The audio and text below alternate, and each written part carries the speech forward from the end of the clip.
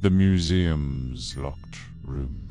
At the center of the city stood the Harrowgate Museum of World Cultures, a massive Gothic structure with spired tower, stone gargoyles, and iron-framed windows that filtered daylight into shadowy corridors. The building had survived 2 wars, 3 fires, and countless financial scandals. But the true mystery of Harrowgate wasn't in its exhibits.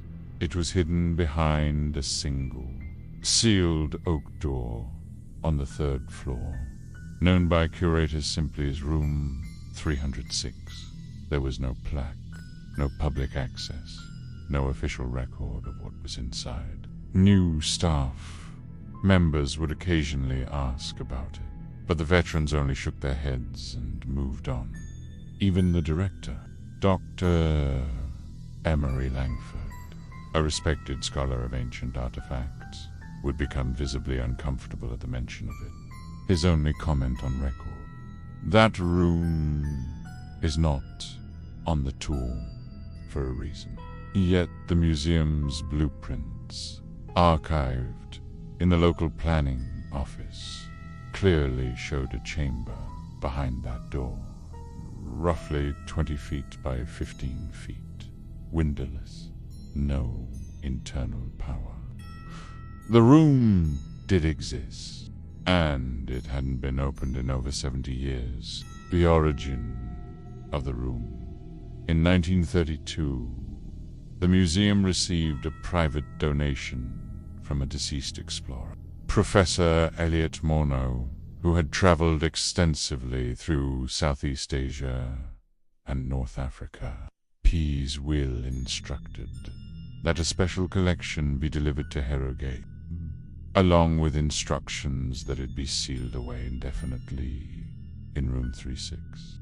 The inventory list was vague: ornate, wooden masked, ceramic vessel with etching, resembling human figures, 11-page, handwritten journal, unknown object wrapped in 7 layers of linen. The last item was listed only as Artifact X. Within 6 months of its arrival, 3 museum workers involved in the unpacking process had either quit or been hospitalized with sudden psychological episodes. One reported seeing shadows moving inside the sealed linen. Another claimed he heard whispering in an unknown language. Room 306 was locked, then bolted, then bricked over on the inside and chained from the outside. The door remains that way to this day. An unofficial investigation in 1997, a graduate student named Naomi Thorne began an internship at Harrowgate. Ambitious, skeptical, and fascinated by hidden history, she soon discovered whispers about Room 306. Unlike her peers, she didn't accept silence as an answer. After months of research and careful conversations with former staff, she pieced together fragments of stories. Guards who refused to patrol the 3rd floor after dark. A janitor who claimed to hear music behind the door, and a rumor that Professor Morneau had died, clutching a piece of broken pottery, his mouth filled with clay. Naomi submitted a formal request to access Room 306 under academic supervision. It was denied.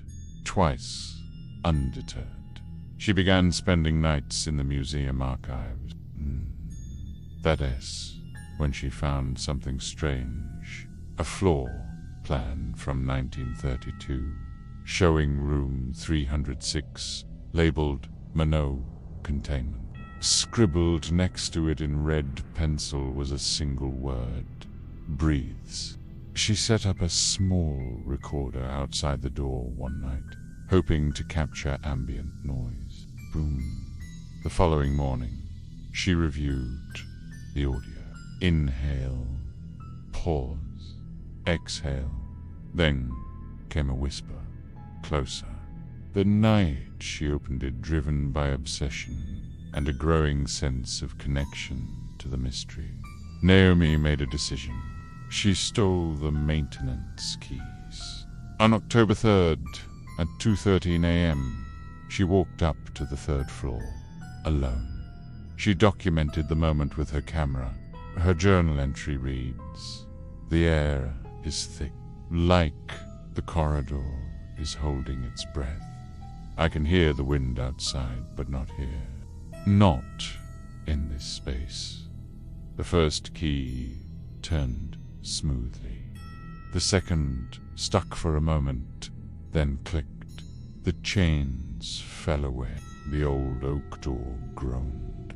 Behind it lay dust. A single bulb dangled overhead, dead for decades. The room smelled of earth and copper. In the center, on a pedestal, was the linen-wrapped shape.